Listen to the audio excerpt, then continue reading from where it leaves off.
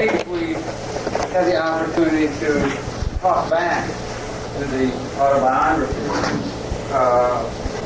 I'm pleased to have Mike Ross with us, who's currently professor in the School of Social Administrative Medicine, is teaching courses on work and their relation to medicine and health. And Mike, in a previous incarnation, had extensive contact with labor organizing, particularly amongst coal miners and amongst the early CIO, what's the early CIO movement right around John L. Lewis. And I think his experience lends an added dimension for most of it took place in parts of the South. It's less well covered in the book reading. So I'm going to let Mike start off and kind of introduce himself a little to us and tell us a little about his experiences, and then we'll try to break in at a few points for questions. I'd also like just to tell you that to the honor of the presence of Mary Ann Watson, who is here with Mike this morning, who is the Secretary-Treasurer of the Industrial Users Council in West Virginia. And she's here joining the work and is interested in our discussion in general. So we'll turn it over to Mike and then we'll have some dialogue. Thank you, Leon. I'm very happy to be here with you.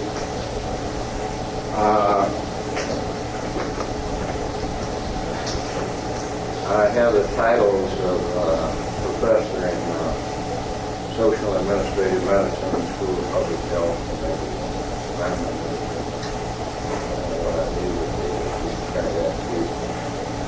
And all of that will be very misleading if you don't understand that the revolution of sorts went on a few years ago in the medical school. Students demanded more sort of reality and a different time than you're living in. Still cold English and that's right.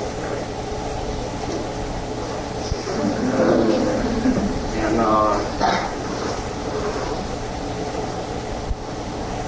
in those kind of times, the faculty was listening, so I wanted somebody to do something about rural health, legislature or something. You heard that from the University of North Carolina, in East Carolina, those kind of things. We had to bring forward people that had done things in healthcare. So while I'm going to talk to you about the labor experiences I had and what I did in my life, a little bit of that for whatever it's useful to you for.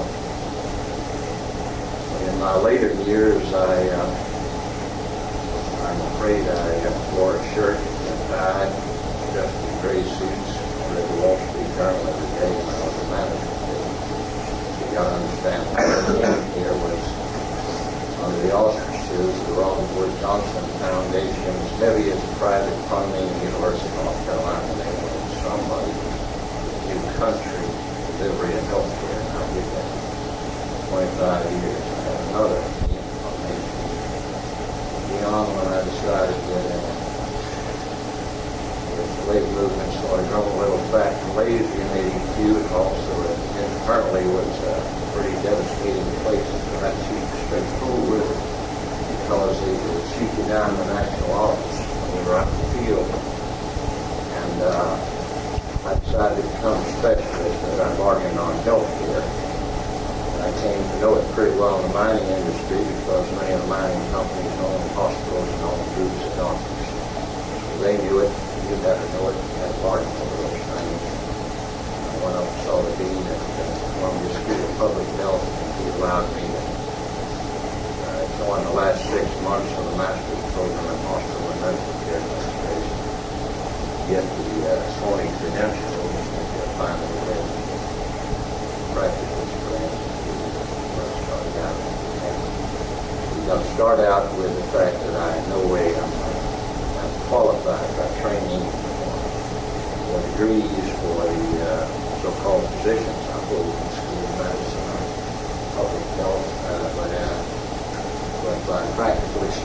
Appalachia and very small towns and rural areas, and that's where a lot of the actions, that's what they want to get done. And we do something there. We did something. Obviously, I met a payroll. All the things they throw at liberals and labor guys, I got done in the last 20 years. In other words, what the hell do you know about it? You never met a payroll. You said that. What size payroll? Only 5 or 6 million. You never dealt with unions? Oh, yes, I did. 1, 2, or 3, depending on how you broke up the bargaining units. I started talking to labor money. Okay. I had to do the cost cut, and then I had to put the non-profit clinic operations and home health services, the largest retail pharmacy, $1 million worth of business into the black. I did all of those kind of things. Hey, really big business between you and asphalt crap. A bunch of loafers don't know what they're doing anyway. Make sure you find anyone garbage. You got limited little team to call in consultants on the board. Make sure you find anyone all this garbage, and it's all common sense. You got a good guy to run the pharmacy. You got a good person on the night shift. And you got somebody over here, and the place runs. You got loafers and bums, and and no way you're going to come out of it. Now let me back up to where we are for this course.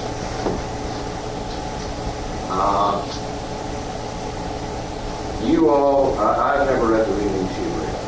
This morning, within the last 8 or 10 minutes, I'm showing me some readings you all have read. I've never read them. They are essentially, unless you correct me about northern heavy industry.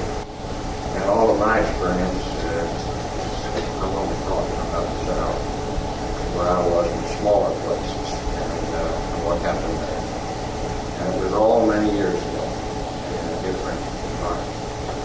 I believe in the Wall Street hat behind business suit, going back to where it began. And most of us are molded by our experience. The reason I teach a course in working medical students, and you might as well teach it down to state engineering students, is that most professionals have become alienated from the working class. And this makes them terribly inefficient. An engineer comes out, and he has to get a job done with the production workers, and they can't talk with him. He doesn't know where they're coming from. He doesn't know how they got him caked at the beer joint.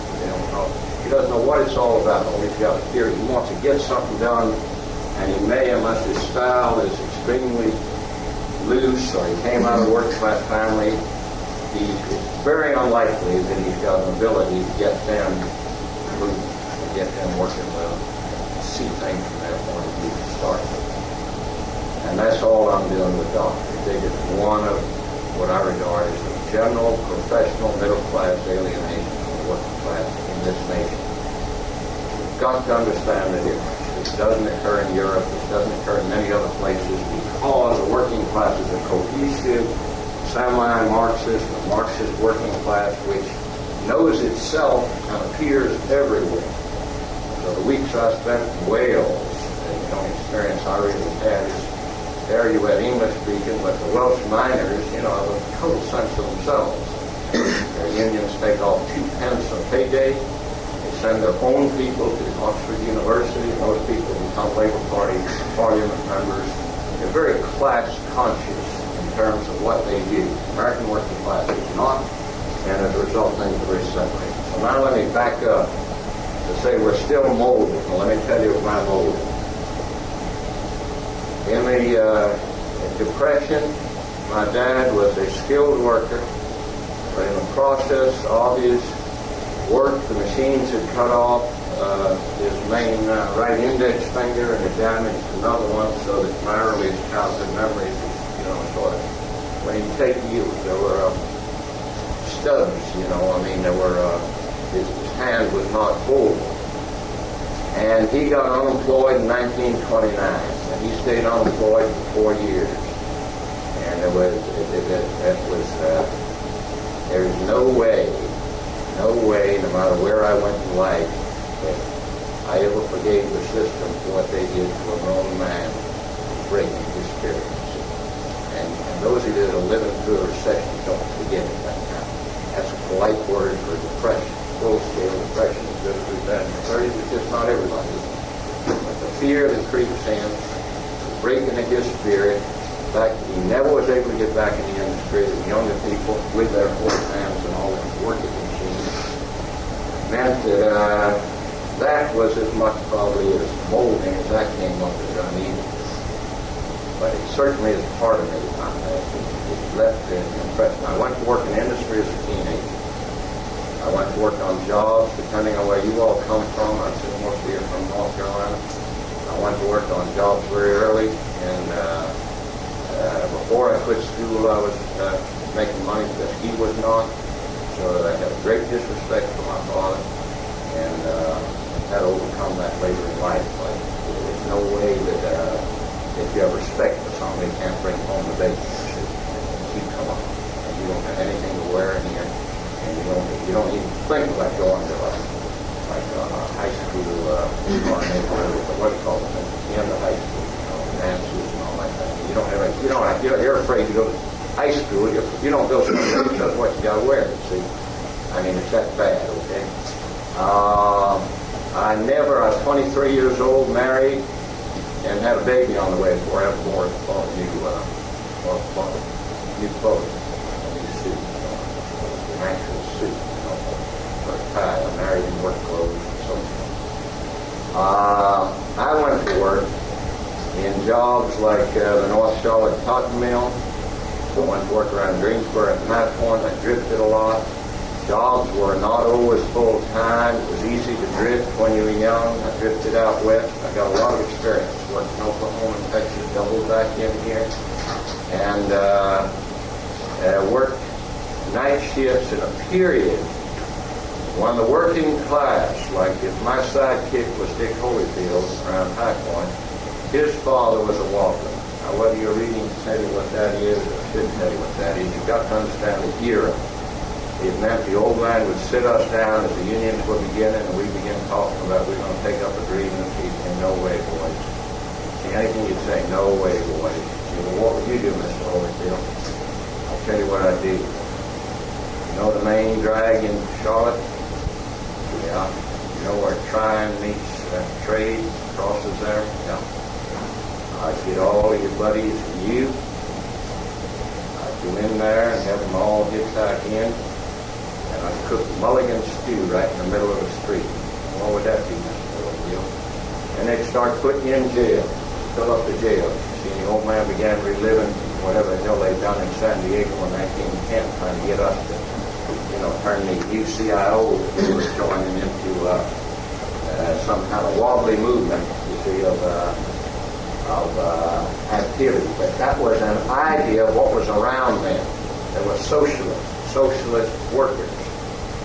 There were communist workers, and I'm not talking about the kooks over in Greensboro, go by party with that kind of name, but think you walk up to the Ku Klux Klan in a black neighborhood and ask them if they got their guts, because that's a stupid thing to do. Ku Klux is dangerous per se. You handle them like dynamite, you handle them carefully, you're going to blow your fingers off, and you figure out how to cut them off in his days, that's all. Dealing with Ku Kluxes all the time. I mean, people are racist. You got to separate them out. You got to catch them on an issue. They raise that kind of crap in a local union, and you believe in union issues, and you got to raise the issues and cut them off. And that's the only way you can be effective. If you got a white skin, it's your job to do that. And those people that taught it to you, they taught it to you hard, and you never forgot it. And now that meant something to me all my life, like my dad used losing his fingers or being unemployed for 4 years. Those were not forgettable things. Those were lessons you learned. There's no EEOC tells me nothing. I get it all done before they pass the law. There's no EEOC has to tell me anything. You got to be there first that you believe in those things. Because the miners' union, when I got into it, it had learned those lessons decades before. That if color has anything to do with it, you finish. If rationality has anything to do with it, you finish. Because the Consolidation Coal Company at Monongah, West Virginia, used 37 nationalities in succession. Someday one of you who's real smart, start counting on your fingers and see if you can count 37 immigrant groups, because I've been there. And I know it, and I hardly find it hard to believe. By the time you get done counting Polish and Italians and and Russians and Yugoslavs. You run out on about 12. How many more damn nationalities did they find this guy, to bring him in to break the damn thing up? But they found them. And in Monongah, West Virginia, there's the list, and it's all there, and you meet them in real life. It was within, I lived 7 miles, about 6.5 miles north of Monongah, where the greatest mine disaster in U.S. history took place in 1906. The coal industry, you have the closest thing to the molding of a class-conscious working class in this nation. You do not have it in any other industry. In the coal industry and amongst miners the world over, and in the U.S., I want to define what I mean by that. You have, as a group, a non-Marxist class consciousness. Now, the real smart students of Marxist theory say, you don't know what in the hell you're talking about. It's a contradiction. What I'm talking about is a group of people who view themselves as us against the world, right down to the very end. They don't give a damn. You need them to go out on strike in the morning, they're out on strike before you ask them to go out. When one guy dumps his water, nobody works that day. They totally move as a group. They're totally the opposite of the alienation I described. They understand their product, they understand the mutual danger. A foreman, in effect, a section foreman underground in a mine, are in the position of the officers or the non-coms in Vietnam. You simply don't push. The rule is very simple. Nobody has to frag anybody. You don't push. You can fall and it could be on the foreman. They can just be an SOB that can turn and walk away and there wasn't anything you can do about it. And nobody has to draw a picture. Nobody has to talk about any of that. It's a mutual danger. And it's up to the new oil company owners of the coal companies in this nation to determine whether they're going to accept and live with it and motivate coal miners. So that's an important question. Who think in this kind of united way, but who are not Marxists. Marxists are gravely disappointed with it because the coal miners, probably above any group in the nation, believe in a fair day's work for a fair day's wage. And they are very competitive. In other words, if the night crew tonight on a long wall can possibly get out 650 tons and break the world record, they'll try to do it. They're like cowboys. And you got to watch whether they won't even go into a semi-dangerous situation, to do it. So that you've got a contradiction in which management is so backward and hopeless in understanding history.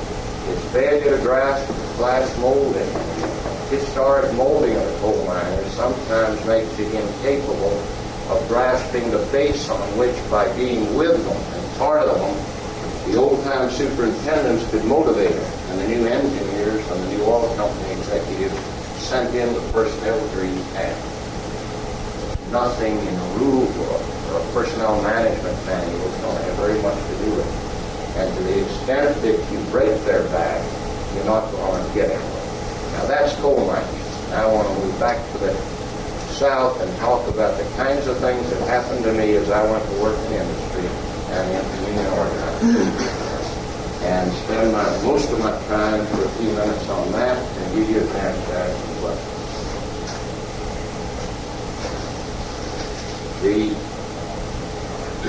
You came up in a local union,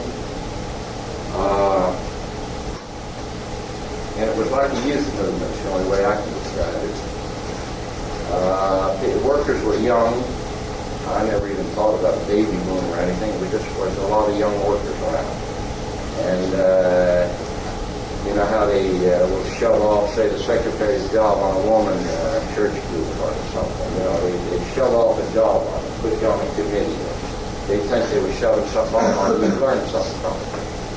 And you'd start in, so that by the time I was 18 and I was 19 and I was 20, I had learned already certain kinds of things. Secondly, It was a period of great respect for the people who were older than you. They knew more than you did. So that quite unlike the activists of the 60s whom I met later, there wasn't any idea, it never dawned on you that somebody over 30 didn't know anything. You hung around them to see what you could learn from, and you learned from them. So there was a great deal of apprenticeship.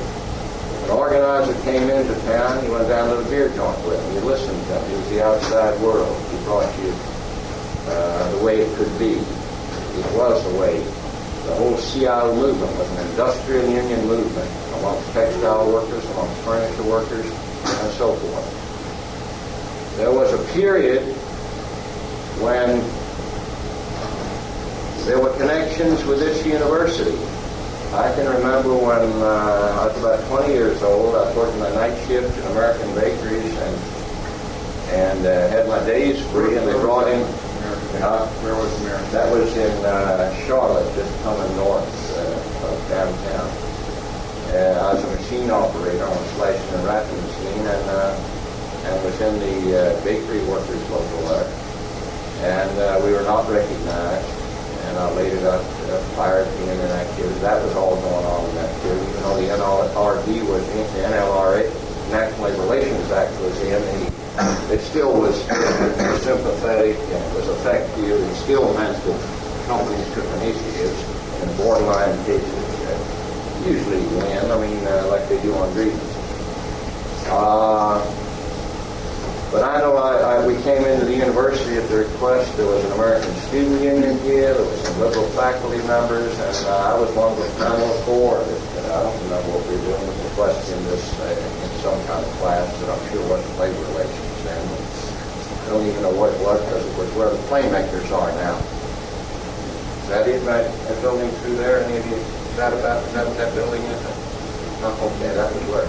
It was a meeting of some sort, in there, and there were several classes, and I don't know what it was exactly, except that they were very sympathetic, trying to understand the new movement that was going on in the nation. So there were connections. There was an annual student worker conference. I remember when I was about 19, it was held in Durham each fall. There were youth university students. There were people from MCC, that became North Carolina Central University. There were from Chapel Hill, State, other places. And then there were people like Wilbur Hobby. I don't remember him particularly, but they were out of the 4 or 6 local unions of tobacco workers that were very strong in Durham. Everybody looked to Durham. Durham was an organized union town. If you want to see the way in which North Carolina has not moved in that direction, it's moved in this direction, well, just remember Durham. Durham was an organized union town. When I came back to North Carolina 25 years later, I'm not speaking of Durham specifically. North Carolina, as you well know, stays in 50th place amongst the states in percentage of workers in unions, or it gets evicted by South Carolina in the 49th place. But it's been in some such race for 6, 8, or 10 years now. Where it got its liberal reputation is beyond me, except by comparison with Jesse Helms or somebody else. It really doesn't have anything to do with reality. That's a liberal institution, the university here, or the state as a whole. I can't imagine what way it's terribly enlightened. It doesn't have any black congressmen. It doesn't have any open-mindedness. The idiot right appears to be in charge of most counties except Orange County and maybe Northampton County, which is 65% black and has a conscious black elected bunch of officers. But about 2 counties in this state sort of are on the national market. And the rest of it is some well-meaning, decent, humane preachers or decent people roaming around giving it a liberal reputation. They're somewhere out of the Frank P. Graham tradition. They have not as little to do with reality. Reality is what the wages are in 1982. That's reality. It's in 50th place or 49th place amongst the states of the Union.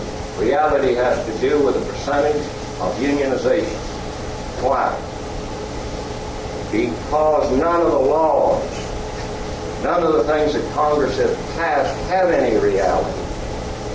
What's the use of there being an unsafe condition in your plant, and there'd be in a law called OSHA, if it states that when the OSHA inspector reaches the plant, he may be accompanied by a representative of the workers. Don't you see in most North Carolina plants some workers stepping forward to say, I want to accompany the OSHA inspector because the law says that I will be paid for my shift?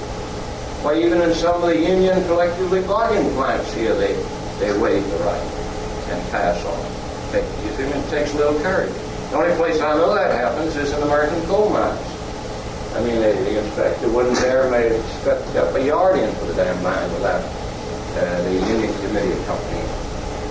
Mary Ann Watson here tells me that in her, she's a knight. She has big titles that were read to you, and she's visiting down here. But her titles quote the fact she's a labor official, but she's the front, as I call her, the Jimmy Higgins.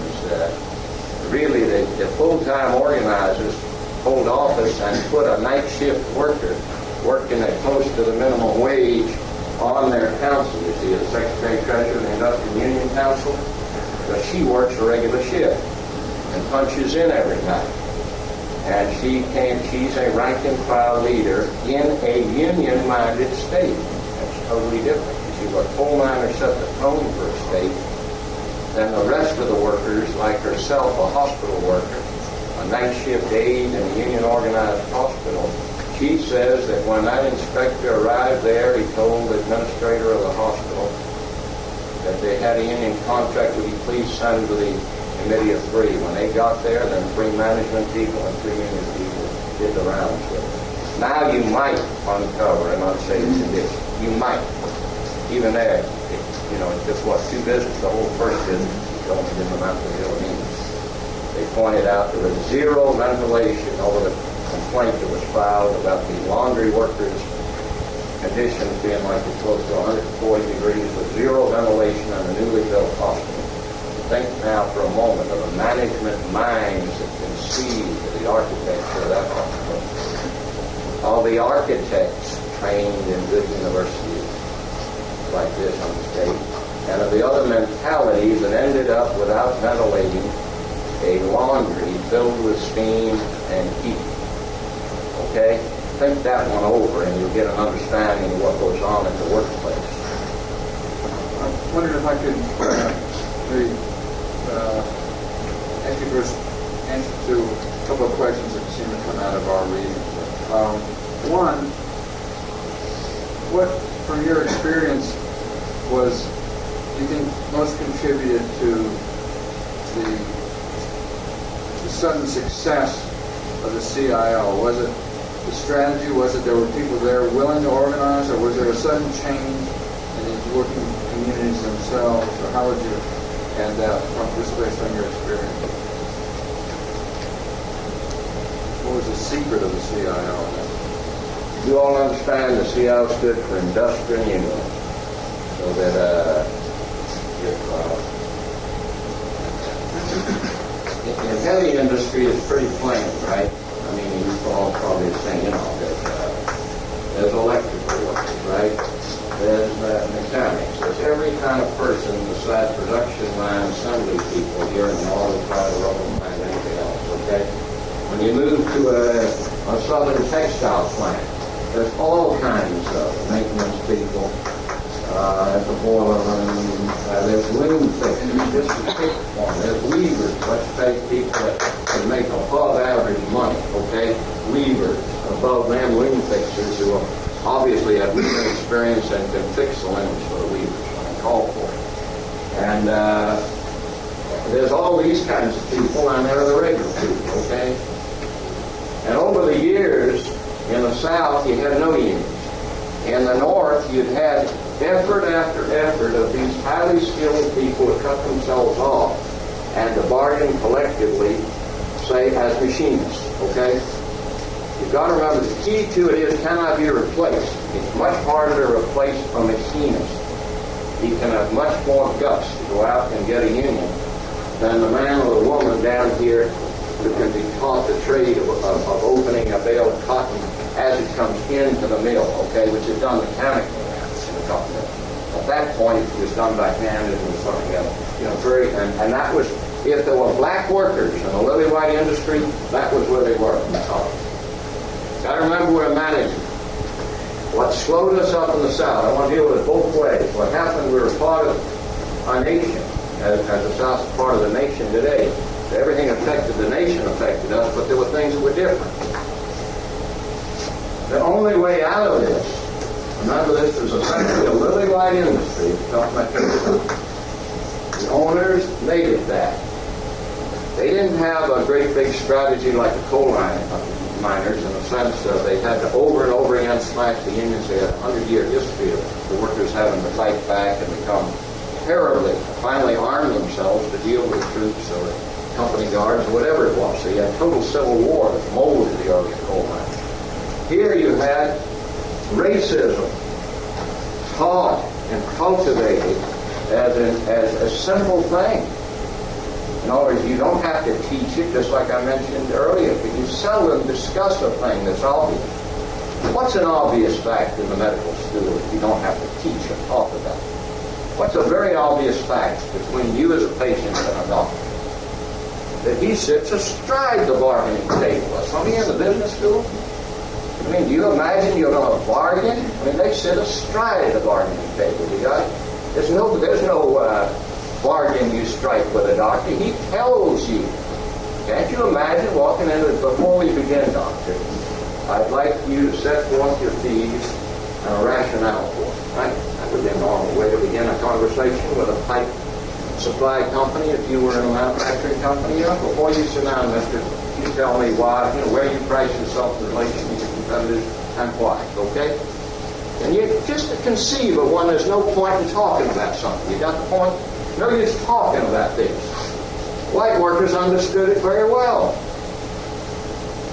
It's a lily white industry. Either the entire cotton mill is white, that was typical, right on up till the National Revolution, whenever that occurred in the late 60s. Or at the opening of the bales of cotton, than which there is no dustier, nastier, dirty thing. And of course, sweepers, gardeners, that kind of things you hire maid, janitor type employees, okay? And the white, see, so the blacks are here. Isn't it very simple that if they can be shown how to do that, they can be shown how to do this? And if we study the history books, you know a lot more than that. There were slaves who ran entire cotton mills all the way to the east under slavery. Okay? There were owners of the very first cotton mills who knew very well they would use slaves in the top and most skilled things. In the Durham building trades and the most southern building trades, what craft has always been a black craft? Plasters. Very skilled craft. It's sort of been left alone.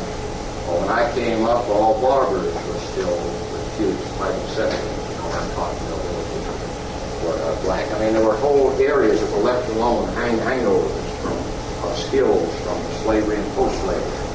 But so you had racism. This was the biggest thing slowing off the common sense of it. The Textile Workers Organizing Committee, TWOC, would have been as successful as the Steel Workers Organizing Committee, SWOC, which became the United Steelworkers of America and took over an entire industry, except for where we were and what the issue was. And that fear, that absolute fear of being replaced, it never had to be talked about, never had to be uttered as a threat. It was there. You go out, you can be replaced. Around this, look at all the cotton mills. And only now and then are they fast asheville. It's one I know somewhere else, Elizabeth, and way off, into the white mountain country. So, first of all, was the common sense of not splitting into 18 crafts. This became the way it does. Instead of 18 craft unions, one union speaks. How does it deal with these skilled workers? By having skilled workers special committees, Like my dad came up to a machine shop, and that meant tool and die makers, higher rated people and machinists. Get where they could read blueprints, and you have to have very special circumstances to keep their loyalty. Or you bargain for them specially. Everybody gets a 25 cent an hour raise, you get them 35 cent an hour. Hold their loyalty to this bigger unit. That's industrial unionism. So issue one was industrial unionism. Now, I want to talk about union organizing, if I won't be going off of that, to tell you what happened to me. As I came up, there were all kinds of people around. And some of them you met during very odd things. I dated a gal named Ida Lawrence, and then a union organizer named, that wasn't her name, the name was Ida Nunman. And then I didn't want to win that one.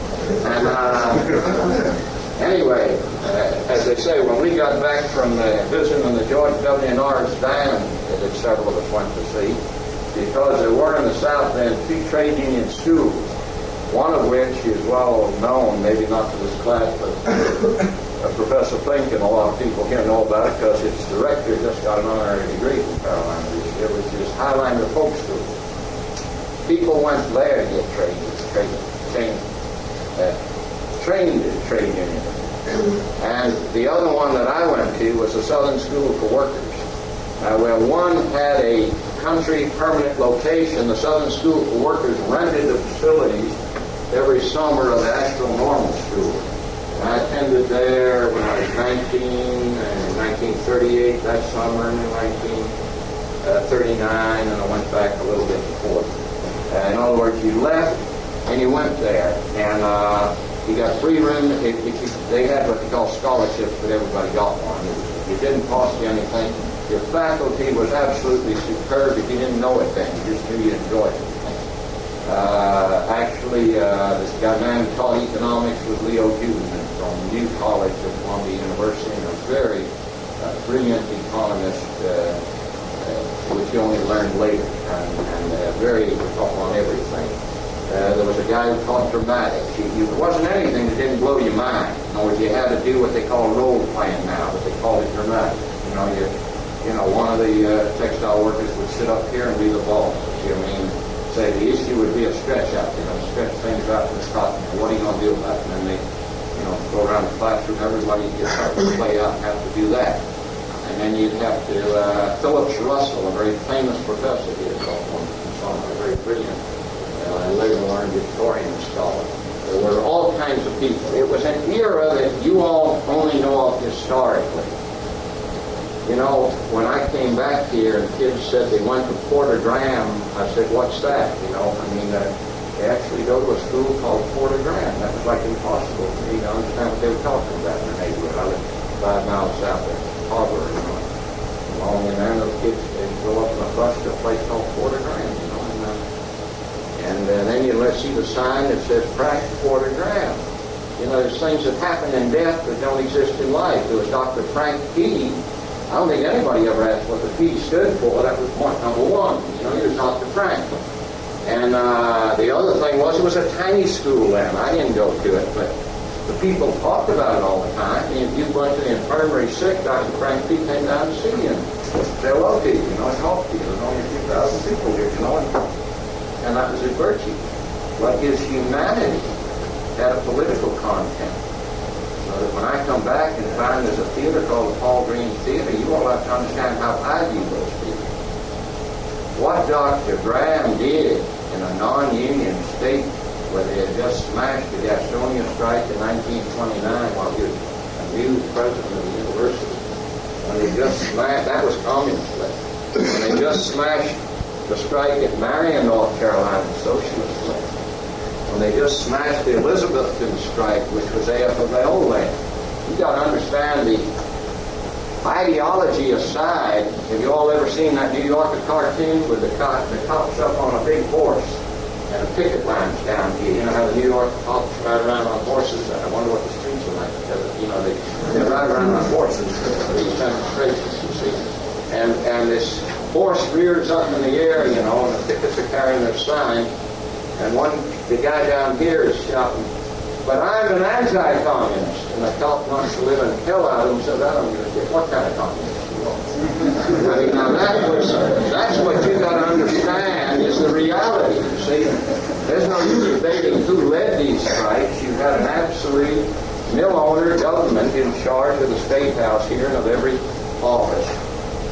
And what you had at the university was a beacon light. That's why I can understand why it has a liberal reputation. It's a years old.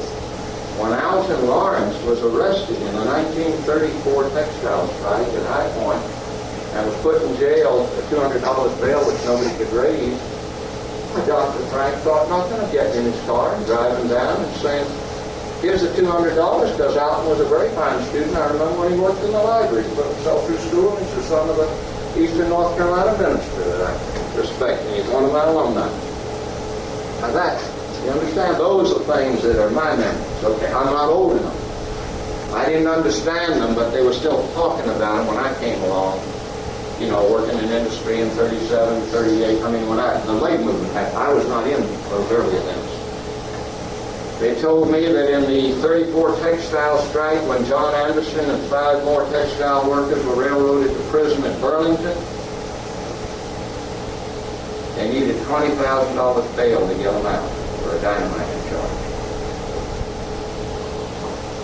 They came down here, the defense committee, and got Paul Green, J.O. Bailey, Professor of English, who was Secretary of the Socialist Party in Orange County, and somebody else. I have another name now. I remember it at the time. They like to tell you these things and you memorize them. You get them fixed in your mind. You were a great man, you know. You didn't wait to get a Paul Green and invited Richard Wright here or done something else so you were surprised when there were no bells, however he was. You just fixed in your mind they were very great men. And what he did is they said, we don't know that we have to be convinced of their innocence. They went up and they met in John Anderson's home, met all of them, met their wives, talked to them and questioned them. When they got back down here, they said they would work for them, and Paul Green took the organizer aside and gave them the bail money. And those things were imprinted in your mind. That's what the Capitol Hill represented. See, that was a different era. A faculty courageous enough to tackle an establishment in a state that was quite reactionary. Now what happened to me is that I was dating this Ida Nunn, we get back to that. And she starts dating this guy named Alton Lawrence to become an organizer at the PWOC. I was an organizer. And he had moved up like he was in charge of about 10 organizers. And we met at different things like the Southern School for Workers where he was a speaker, you know, there were like 40 workers or something like that. Different locals. And he said, how would you like to go to work? And I said, that's all right. He said, it won't be steady, though, because the opening right now is in Labor's Nonpartisan League, and John L. Lewis is the national chairman. And so before I was 21 years old, I was headquartered in Greensboro as the state organizer for Labor's Nonpartisan League. And you got to understand how fast you get your PhD. You know, you're absorbing as fast as you know how. Now you're responsible for what's, in effect, political action in a state in which the labor movement's just nothing but an embryo. It really isn't anything to speak of. But they forget to tell you there's no expense account. So I hitchhiked between the towns, and I slept with the different textile workers' families that usually in cotton mill towns, like outside of East Lumberton or going into Roanoke Rapids at Rosemary, one of those places. All those were places that were union. That was what was interesting. When I came back, a lot of those were non-union. Highland Cotton Mill Village, if any of you from High Point, was probably the best example of a striking union movement. Not striking a picket lines. It just, I'd meet a lot of locals after that and never see one that did as much as they did. They took their local union and made it the thing for the whole community. The best square dance for 50 or 100 miles around was run by local 319. The best petitions to deal with the city council came out of them. The first street lights installed in their cotton mill came because they went down as a delegation of 25 or 30 demanded, with newspapers covering the city council meeting. I mean, they just did a host of political things, and that was the level. When I talk about political action, I don't mean these corporate PACs. That was what your job was, when there were no street lights in the village. Well, the roads all unpaved in the cotton mill village, say the Cone had outside Greensboro, and they were paved over in Greensboro. Was the company dominating the place where the voters worked? to try to get the polling place out of, the company store or the company-dominated office or wherever they had it, and out into neutral territory. In other words, if all the preachers belonged to the company but one, you try to put it into a church that didn't belong to the company, just so that at least it was freedom. It was the most elementary kinds of things. You registered the first blacks to vote by lining up 8 and 10 whites who walked with them down there, and you overwhelmed the registrars. But I don't know whether I'm supposed to do this. I'm talking about race. They knew her by name, born and raised, and they registered first. In Durham, remember, you had a black male home. That was always an education. Every time guys like me went to Durham, that was an education. Durham was different. You learned in Durham, you had a black, as Led Belly, the singer, said in those days, bourgeoisie. There was a black bourgeoisie in Durham. That was his idea for the bourgeoisie in Washington, D.C. That song called Bourgeoisie in Washington, D.C. The bourgeoisie was, maybe when we're talking about the total middle class character of the town, there was very little reality. The blacks then, like parallel, had bankers, insurance companies, lawyers, doctors, things we didn't see on the places. They had a sense of themselves. But yet, it was the black workers union. Let me tell you how the locals were organized. They're organized differently. In Durham, there was a black local and there was a white local. That's bigger than mine. Same thing. And back in black. But in bargaining, the committee here and here met jointly, like that. See? That's how they came together. And at the conferences, at state conferences, at everything I ever attended, that's where you first met. That's the first blacks you met that were statesmen. Since before the U.S. Senate. They were statesmen because they came out of the church movement, came out of other training, and they were respected by the whites. Okay? Now, I moved from that job, of which John Lewis was chairman. I wasn't in the job more than 2 months before I was one of 40 people called into Washington, D.C. And I was sitting there with all these experienced people, and I was obviously, like their son's age, and they were all middle-aged people in charge of labor nonpartisan league from New Jersey or from California or somewhere else. I was supposed to be trying to make out. And and John L. Lewis came in and out of those meetings. And then that changed my whole life. Because John L. Lewis quoted the Bible inside out, quoted Shakespeare inside out, and you lean his voice. And you sit there absolutely. And it wasn't until late in life I realized how many other people moved like I was. In other words, in the estates of many district officials and the mine workers would be found, or in the archives of the library at West Virginia University or Kentucky, would be found where the widows would turn in a 20, the kind of this size book. There were editions twice as tall of a dictionary. See, if you're trying to learn words, then you could buy a dictionary for it, like 1938 or 40. If it fit in a pocket like that, you could carry it here. If you worked in a boiler room or somewhere, had some time to read. And all these guys had Shakespeare. Some of them had Keats and Shelley. I mean, it was obvious what the impact had been. And of course, the first impact it had on me is that I learned the Bible inside out. I mean, I was where that counted first. Then I learned English poetry and Shakespeare. So the first thing I learned was that the way you move people is to move them off the down in the Bible. See? And from then on, as you trained yourself to be a hell of a public speaker because you moved them, not the way Billy Graham did, into what Joe Hill called pie in the sky. You moved them into a little bit of pie right here. In other words, I have come that you might have life and have it more abundantly. Don't quote the verse, and don't quote the book, but from there you move to how do we get the abundant life here on earth? How will we get it? So I moved from that to working for the United Mine Workers. Went into East Kentucky, went to a very dangerous country when the mine workers were unable to control Harlan on the very dangerous and bloody portions of East Kentucky, and where you had to work underground. checked into a hotel. I carried my mother with me. I carried my wife. And I spent a lot of time with the desk clerk making sure he knew I worked for an insurance company. What did I sell? I sold the dog insurance. Sounded good enough to him. What unemployment compensation had been adopted all the straight shit. And he didn't understand exactly what it was. And I figured I wasn't too big a lie, you know. And what kind of insurance I was really selling. And all I ever did was lift the joint over. I mean, it became clear enough to me they were scared, you know, to death before they could get near anybody or do anything. They wanted to come get through Holland.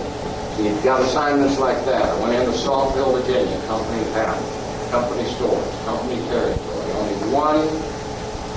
one person living in land free of the company.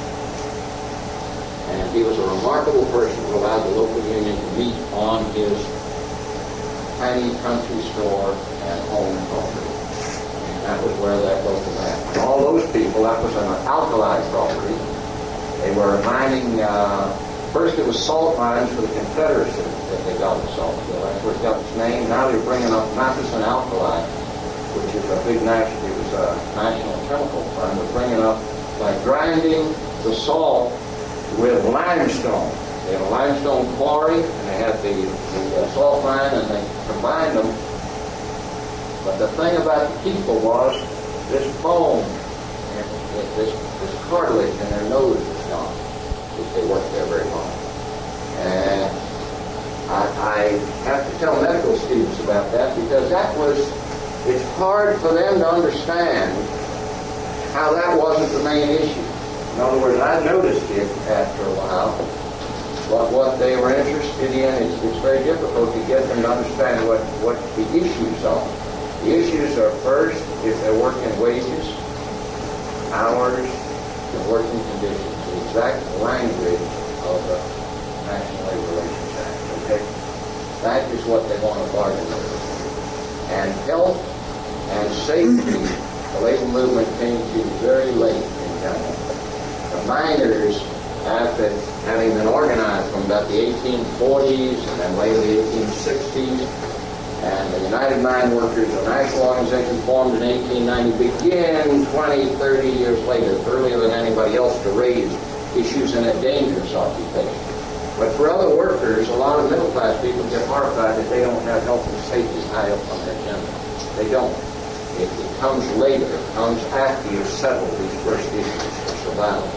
If you're laid off, I try to explain to these people, a layoff, to be unemployed is the worst disease in any occupational or disease or injury. To be laid off is the most devastating thing for anybody, so that is number one. And you've got to get straight what it is in working class terms, what those people think of, okay? Now, what happened to me then was that I gradually was shipped out, and I had some very rare experiences. I was now what my daddy called a walking delegate. He was a union man, but he was not ever active in the work. He just paid his dues. And so he was using older terminology, meaning the guy in the shop that I guess whenever in his time they called him a walking delegate. And he said he would become a walking delegate. Actually, you know, as I told you, it was more hitchhiking, and later there was an expense account. It was really large for those days. You have to understand that the inflation hadn't hit. It was still a hotel chain. I can't think of its name right now. That had $1 and $2 rooms and $7 a day for the United Mine Workers, the richest union in the country at that time. Industrial union was a hell of a expense allowance. Pretty good. No, when we have a chance for Please. Okay. covered a lot of ground. Okay, and I may not have done enough about organizing if that's what they wanted to hear, you know, some of these folks. The amount of violence that we have encountered, we can deal with any of that for some time. About how the Klan was in many of these places and so forth. Because at this point I was shipped in. I was just what you think of as being organized. The outsider sent in to these places by the English. And how did you operate? You operate by getting local people. You also learn from older men to operate underground. You operate underground when you have to be underground. That's very important. You don't lost the people. You got fired. You don't walk up and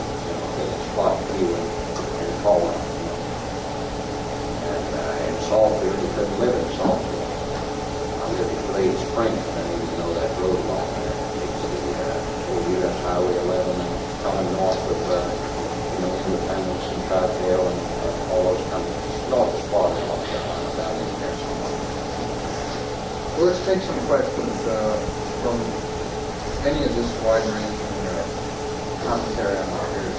Rambling would be better. I'm rambling before you see you're part of that end. Or disagree or dissent.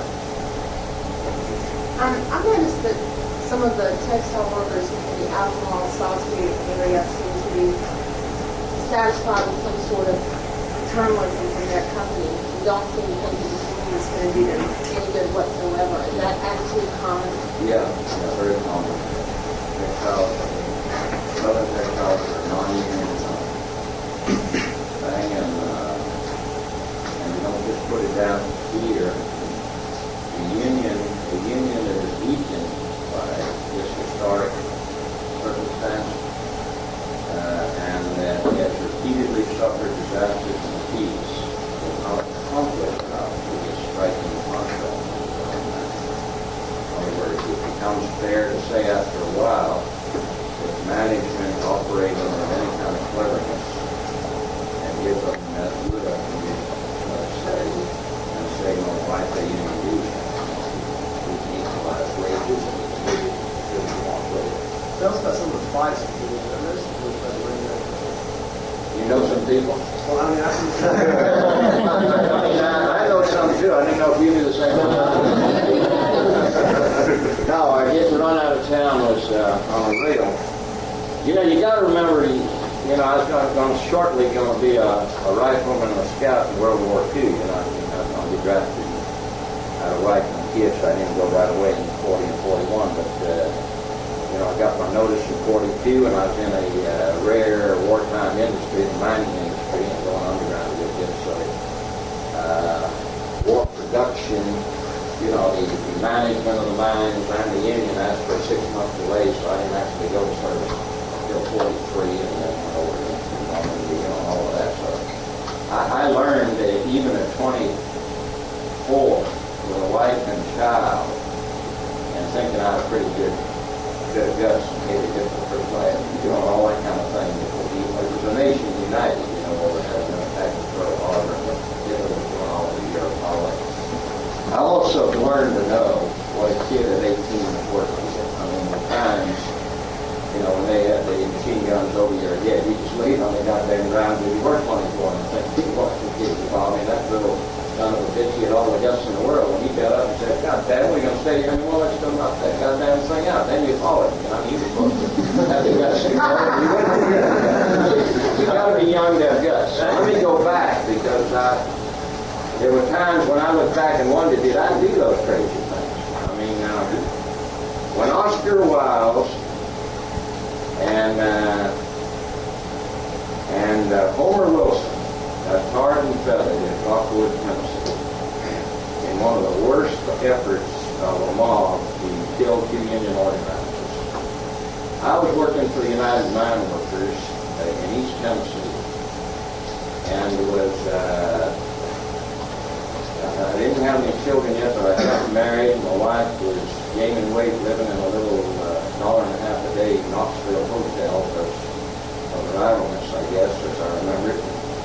And the mine workers loaned me that, you got to remember, it was like they could have stood off from that struggle, which was being run by Mine Mill and Smelter, which was a related Western mining union, which had moved into Eastern Smelter, the one at Rockwood, Tennessee Smelter. This was a funny town. It was East Tennessee mountain town, but with a substantial black historic community of maybe 20% of the workforce or so, because they had foundries and smelter. A lot of the work in it was based on maybe historically they've been brought in, not as strike breakers. They had no history either. What happened was that these 2 guys were assigned to organize this place. This mob of masked men seized them in the winter of 41 on a very cold, freezing night in the mountains. Stripped them naked and poured hot tar over them. I take that back. It was called the tar and feathering, and they didn't bring any feathers, The mob didn't bring any feathers. Poured this hot tar over them, turned them loose naked. It was extremely dangerous, as you'll see by the unit, wherever the units were, like especially life-saving units, because it was a very bad moment where they staggered onto, an occupied house close to morning all night long. The only thing, cartons, and warm, obviously, a service suit of clothes. And when all this came to light, the FBI came running in and everything else over the outrageous attack on civil liberties with big national headlines. A group assembled under the leadership of Paul Christopher, the head of the Tennessee CIO, and who's ready to go into Rockwood? And I remember I was working with a guy named Cecil McGee's family. He shot pool a lot. He talked a lot about pool. He talked a lot about organizing, but he was in his 40s. I was more like 22. And, my hand shot up just as quick as, when you looked around the room and realized, that's three of us ready to go in. So many organizers that and they were wiser heads, Paul and the others. They set up a very heavy security system so that, and the workers were beautiful. Now, really, that whole organizing campaign is worth something. Just to remind you of the folk singers with you. I have to back up now because we used a lot of this stuff. You got to realize the people that you hear of, like Pete Seeger, I'm not commenting on that, but he later turned out to have Huntington's disease or something, Huntington's or something, and it gone wrong with him, and his son Arlo, that's big bullshit. But these were people. The Weavers hadn't come along, but they had the almanac singers and they had records, and union records. So one thing I made up my mind, I had a little portable phonograph, the old-fashioned kind, with a head like this, and he was looking down on the sport. That head was like a big rubber band that held in place. And he carried that like a portable typewriter, and he carried the 2 albums of records, and we went into Rockwood. And every night, besides the preaching we did upstairs, not religious people, we had always open with prayer and all that kind of thing, and then we would go sing. And then we played these songs. And this was always at a worker's home. It was always underground, even after that orange veteran. And the way they set up the security was 5 cars, 2 in front of us and 2 behind us, moved out about 20 miles out of Knoxstone direction of Harriman, Rockwood. Harriman had the mine workers local, the last mine workers local. That's terrible. I served at Harriman, so I was an important guy. I dealt with grievances at Harriman. I learned how to do all that kind of thing right there. So I was servicing the local mine workers, which was just over the mountain. And all of this, you understand, was sitting there next to Oak Ridge, but we didn't know it. Got to understand all this. See, Albert Einstein had already written his letter to Roosevelt about what it would take to keep the Germans from having the worst weapon in the world if we get off our butts and move on the atomic energy thing. And so all of us thought there was we were losing these workers to as they quit the plants. We all, by rumor mill, thought we were losing them to a synthetic tire plant that was somewhere in there, way back in the goddamn woods with a fence around it, with the chemicals. Across the river, and they raised it and all that. And that was the way everybody believed what was going on in there, see. But all this was like you had to run around the whole Oak Ridge. They had thousands of acres. You see fences all, nobody knew what the hell was going on. Including the people who came back out every night. I mean, they you'd say, what the hell is going on? And I tell you, they got chemicals. They got, you just knew it was right.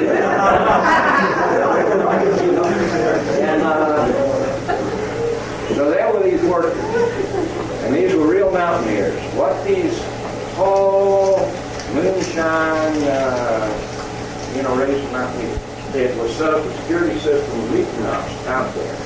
They came out with about 10 cars, and truthfully, if I'd been the head of the Ku Klux Klan and the FBI, I wouldn't have wanted to tangle with the people on our side. I don't know what they carried on that car, but they were the kind of guys that knock a squirrel off a goddamn branch at night with a new moon at 500 yards. There was nobody to mess with, okay? And they were determined they weren't going to lose any more organizers. So really, you see, they all thought we were very, very heroic. When we got turned over to them, They put 3 or 4 of these cars in front and 3 behind, and hell, I'd rather have them than the U.S. Army. And then they brought us back out, the same Ranger. You see? And they did do, after the end, they let us go. The last 20 miles, we used to just hit the, so we pushed it to the pedal and nobody figured they went there close to Knoxville, like close to Knoxville. Anyway, the FBI was roaming around, or whatever you say was. I just, okay, maybe take one more Okay. question. So there were a lot of rough things. Mob did in a lot of other places too. Sometimes mob did get things. General question, what do you attribute the lack of unionism and the apparent lack of union spirit in the state of North Carolina?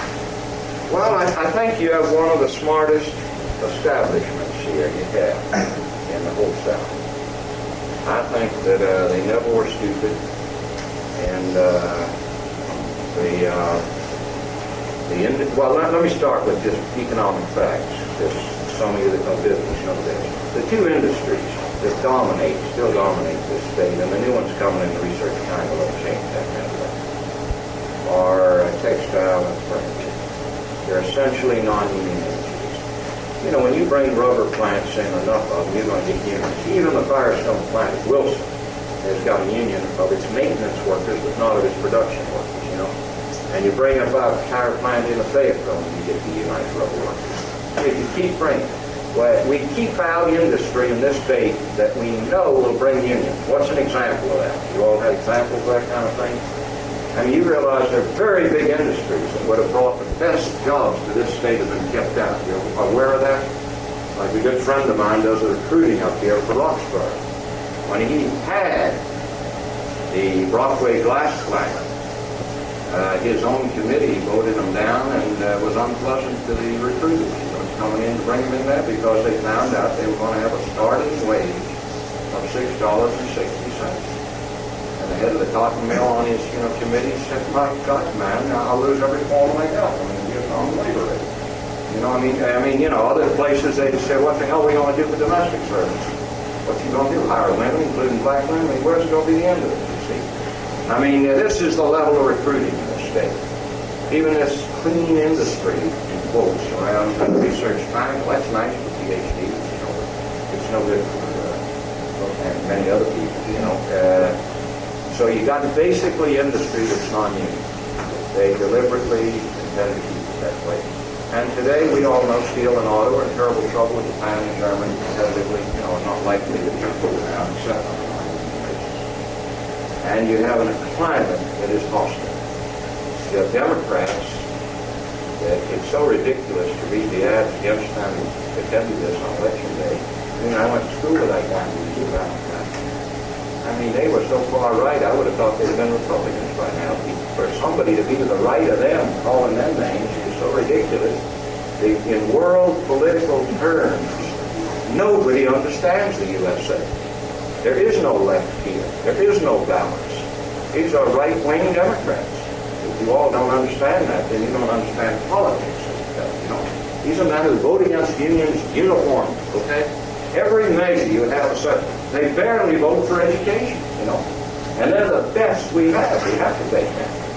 Unless you're an idiot. I mean, you know, they want to do what they did in Greensboro, you know what I mean? Just overthrow the whole goddamn government. So bad, you know. It's not a solution if you're staying inside the system. But that's how bad politics are in this state. Alabama's not like this. Mississippi not like this. You can't run on this kind of platform. This is congressional club territory, folks. Well, let's thank Mike.